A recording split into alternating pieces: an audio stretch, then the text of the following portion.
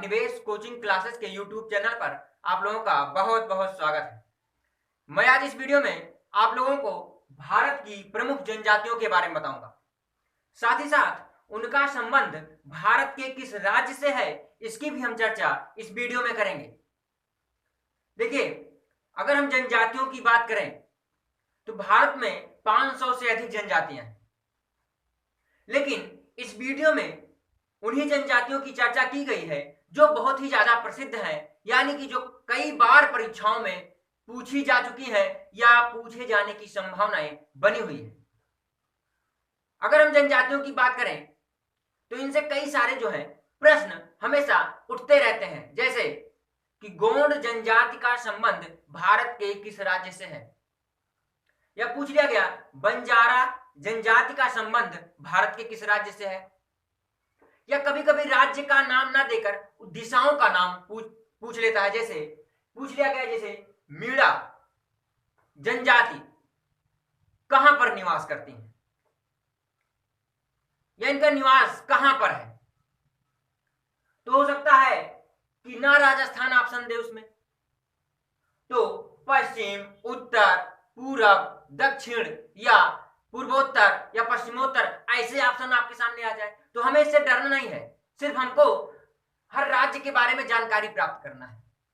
तो आपको जनजातियों के साथ साथ इस मैप के माध्यम से आपको उन राज्य की स्थितियों के बारे में भी जानकारी होती चलेगी, यानी जो राज्य जहां पर है मैप में यहां पर भी उसी तरह से सेट किए गए हैं। इसके साथ साथ कौन सी जनजातियां भारत में सबसे ज्यादा हैं, किस राज्य में सबसे ज्यादा हैं और कहां पर नहीं है, या उनका व्यवसाय क्या है, ऐसे तमाम चीजों पर जो है इन जनजातियों के बारे में इस वीडियो में आज चर्चा करेंगे। अगर हम जनजातियों के बारे में जानें तो जनजातियां वो हैं कि जिनका रहन सहन, खान पान, वेशभूषा, संस्कृति, सभ्यता, यहां तक कि उनका जो त्योहार है ये आम जनजीवन से बिल्कुल अलग है। हम बात करें, इनको प्रकृति से बहुत ही ज्यादा प्रेम होता है। ये जंगलों, पर्वतों, पहाड़ियों, नदियों के किनारे रहना बहुत ही अधिक पसंद करते हैं। कुछ जनजातियां व्यवसाय भी करती हैं, जैसे मछली पकड़ना, भेड़ पालन, भैंस पालन या खेती भी करना जो है इनका मुख्य पेशा है। कुछ आपको नई जानकारियां भी जनजातियों के विषय में दी जाएंगी। तो हम एक एक राज्य के बारे में, वहां की प्रसिद्ध जनजातियों के बारे में भी बताएंगे। साथ ही साथ ये भी मैं बताना चलूं कि कुछ जनजातियां ऐसी हैं भारत में कि जो कई राज्यों में हैं। जैसे कुछ जनजातियां सीमावर्ती, जैसे दो राज्य की सीमाओं पर हैं, तो कुछ जनजातियां इधर भी हैं तो कुछ उधर चली गई। तो इसलिए कई ऐसी जनजातियां हैं जो 5 से 7 राज्यों, 8 राज्यों तक उनका जो है विस्तार फैला हुआ है, यानी निवास कर रही है। लेकिन महत्वपूर्ण वो जनजातियां कब होती हैं कि जिस राज्य में उनकी संख्या बहुत ही ज्यादा है, वो बस वहीं से वो महत्वपूर्ण बन जाते हैं और वहीं से प्रश्न भी उठने लगते हैं।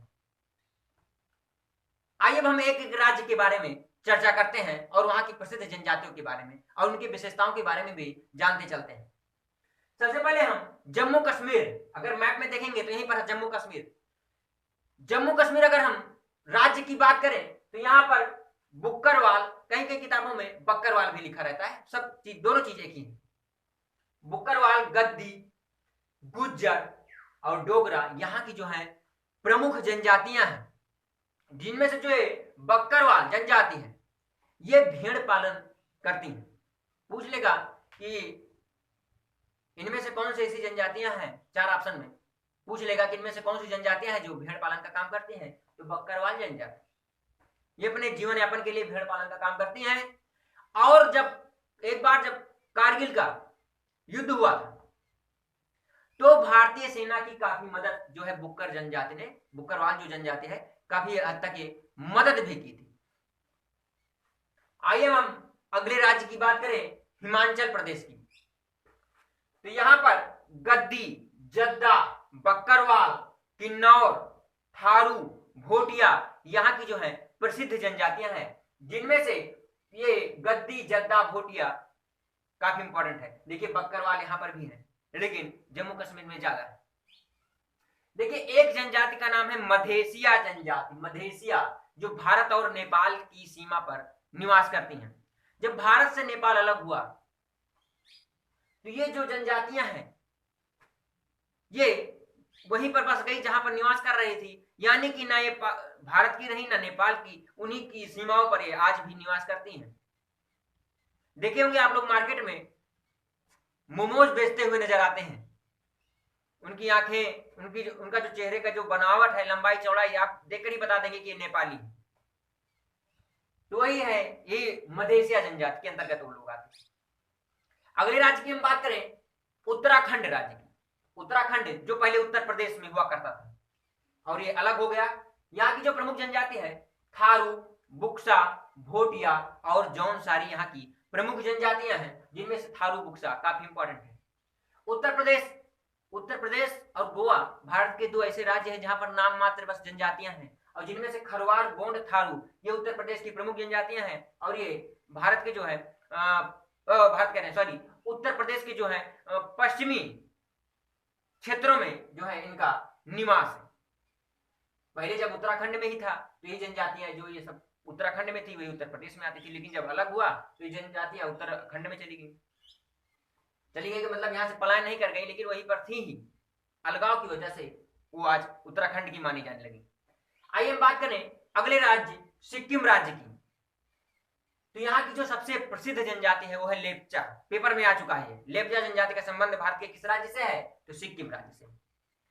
अरुणाचल प्रदेश, यहाँ की जो जनजाति है डफला, मेरी, मोपा यहाँ की प्रसिद्ध जनजातियां हैं, जिनमें से डफला काफी इंपॉर्टेंट है। असम राज्य की हम बात करें तो यहाँ की सबसे प्रसिद्ध जनजाति जो है वो है बोडो, चकमा, गारो, खासी यहाँ की प्रसिद्ध जनजातियां हैं। देख लीजिए, चकमा, गारो, खासी, बोडो यहाँ की जनजातियां हैं, जिनमें से चकमा के बारे में आप लोगों को बता दूं कि ये जो जनजातियां पहले बांग्लादेश में थी, लेकिन बांग्लादेश से जो है चकमा देकर भारत में आ गई और यहाँ की नागरिकता जो है अब ले ली है। और ये जो गारो, खासी आप देख रहे हैं, ये गारो, खासी जो जनजातियां हैं ये असम के पहाड़ों का नाम है और वहीं पर ये जनजातियां निवास करती हैं, इसीलिए इनका नाम जो है गारो, खासी हो गया। मेघालय, यहाँ की जो जनजातियां हैं गारो, खासी और जयंतिया।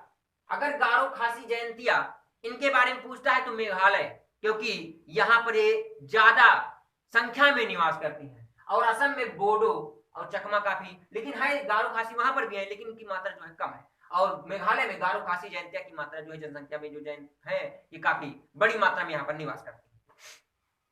नागालैंड की बात करें तो यहाँ पर नागा और कोन्याक यहाँ की जनजातियां हैं। नागालैंड की जनजाति, नागा याद करने में भी आसानी होगी, और कोन्याक जो काफी मतलब नृत्य करने में काफी माहिर है। मणिपुर राज्य की बात करें तो यहाँ पर कुकी, मैकी यहाँ की दो प्रसिद्ध जनजातियां हैं, कुकी, मैकी। आइए हम बात करें अगले राज्य झारखंड राज्य की। झारखंड की हम बात करें तो यहाँ पर मुंडा, हो और संथाल। संथाल भारत की तीसरी सबसे बड़ी जनजाति है, तो यहाँ अगर संथाल के बारे में पूछता है तो झारखंड ऑप्शन होगा उसका, मुंडा, हो और संथाल। पश्चिम बंगाल राज्य की हम बात करें तो यहाँ पर भूमिज, लोथा, उरांव, भूमिज है, लोथा, उरांव यहाँ की जो है पश्चिम बंगाल की जनजातियां हैं। छत्तीसगढ़ की बात करें तो यहाँ पर करवड़ा, बिरहोड़ यहाँ की जो है जनजातियां हैं छत्तीसगढ़ की, करवड़ा और बिरहोड़। द्वीपीय जनजातियां, भारत की कुछ जनजातियां ऐसी हैं जो द्वीपों पर रहती हैं। द्वीप वह स्थान जो हर तरफ जल से घिरा हो, यानी ये जो जनजातियां हैं ये अंडमान निकोबार द्वीप की बात कर रही हैं। ओंजे, जारवा और सोमपे ये जनजातियां जो हैं अंडमान निकोबार द्वीप समूह में। अगले राज्य आंध्र प्रदेश की बात करें, यहाँ पर चेंचू काफी प्रसिद्ध, चेंचू, लवाड़ा और बहुरूपिया। इसके साथ साथ यनादी जनजाति यहाँ की जनजातियां हैं। यनादी जनजाति के बारे में बता दूं कि 2019 में लोकसभा के चुनाव में इनको पहली बार मत देने का अधिकार प्राप्त हुआ? तो ये पूछ सकता है पेपर में, इसको ध्यान रखिए। यनादि जनजाति। तमिलनाडु की जो जनजातियां हैं वो है टोडा। टोडा जनजाति जो है भैंस पालन करती है और ये दक्षिण भारत की सबसे बड़ी जनजाति है, टोडा जनजाति। और बड़गा यहाँ की जो है जनजातियां हैं। आइए हम बात करें तमिलनाडु की। अगर हम बात करते हैं तो जो ये टोडा जनजाति है ये बहुपति विवाह करती है। बहुपति, बहुपति के मतलब अगर हम एक पत्नी के जो है कई पति, ये प्रथा यहाँ तमिलनाडु की टोडा जनजाति में चलती है। आइए हम बात करें अगले राज्य राजस्थान की। तो यहाँ पर मीणा, गरासिया, कालबेलिया, मंगानियर, भील यहाँ की जो है जनजातियां हैं, जिनमें से कालबेलिया, मंगानियर इंपॉर्टेंट है। गुजरात राज्य की बात करें तो कोली, बंजारा, मोरिया, डाफर, टोडिया, भील यहाँ की जनजातियां हैं। बंजारा इसमें से इंपॉर्टेंट है, बंजारा इंपॉर्टेंट है, टोडिया भी। महाराष्ट्र राज्य की बात करें तो यहाँ पर कोली, गोंड, बंजारा, बार्ली यहाँ की जो है जनजातियां हैं। कर्नाटक राज्य की बात करें तो यहाँ पर है हक्की पिक्की, हक्की पिक्की, और उसके बाद है कडू कुरबा, टोडा, भारती यहाँ की जनजातियां हैं।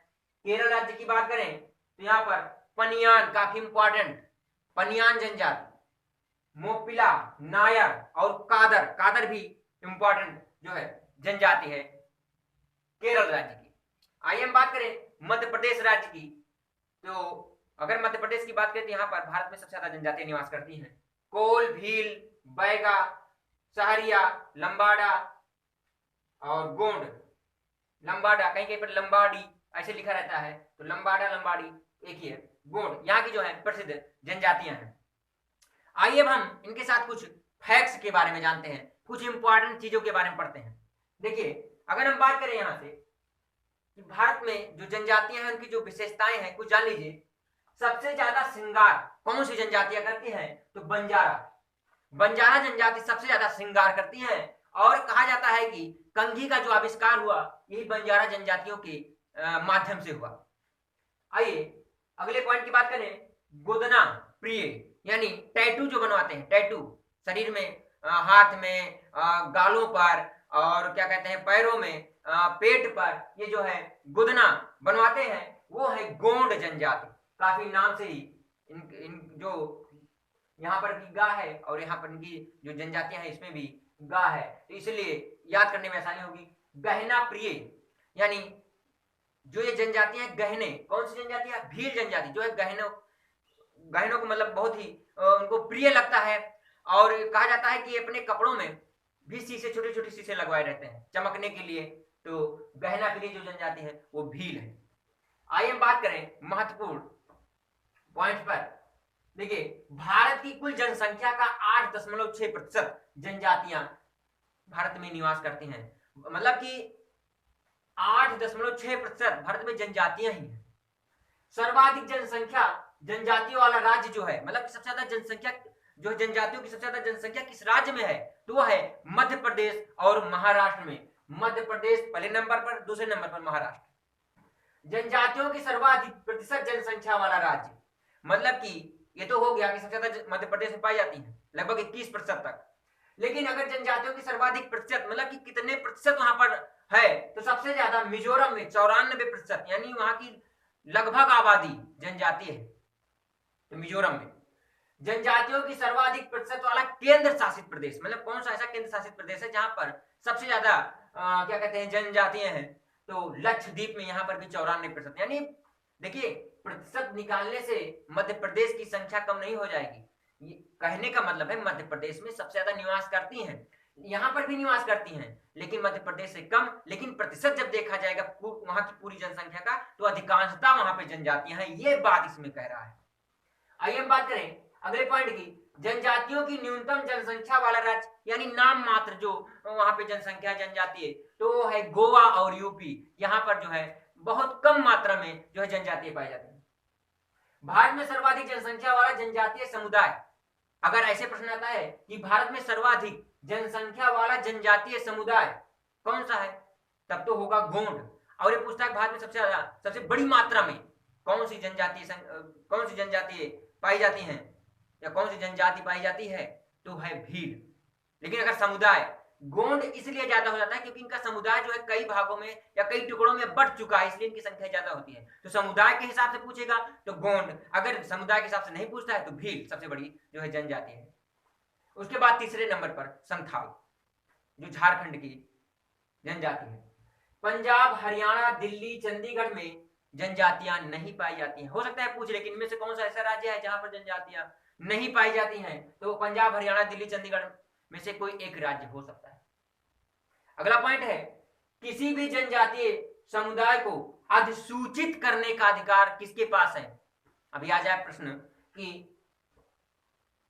कोई भी जनजाति हो, उनको अधिसूचित करने का अधिकार किसको है? प्रधानमंत्री को है, राष्ट्रपति को है, या सर्वोच्च न्यायालय के मुख्य न्यायाधीश को है, या राज्यपाल को है? तो वो है राष्ट्रपति को जनजातियों को अधिसूचित करने का अधिकार राष्ट्रपति के पास है। तो ये बहुत सारे जो है इंपॉर्टेंट तथ्य आपके सामने हमने प्रस्तुत किया। आप लोग इसको नोट बनाकर लिख लीजिए, काफी इंपॉर्टेंट है। परीक्षा में 1 या 2 नंबर में लगभग पूछ लिया जाता है, हर परीक्षाओं में जनजातियों से प्रश्न मिलते रहते हैं। तो मिलते हैं आपको अगले वीडियो में कोई नई चर्चा के साथ। तब तक के लिए आप लोगों का बहुत बहुत धन्यवाद।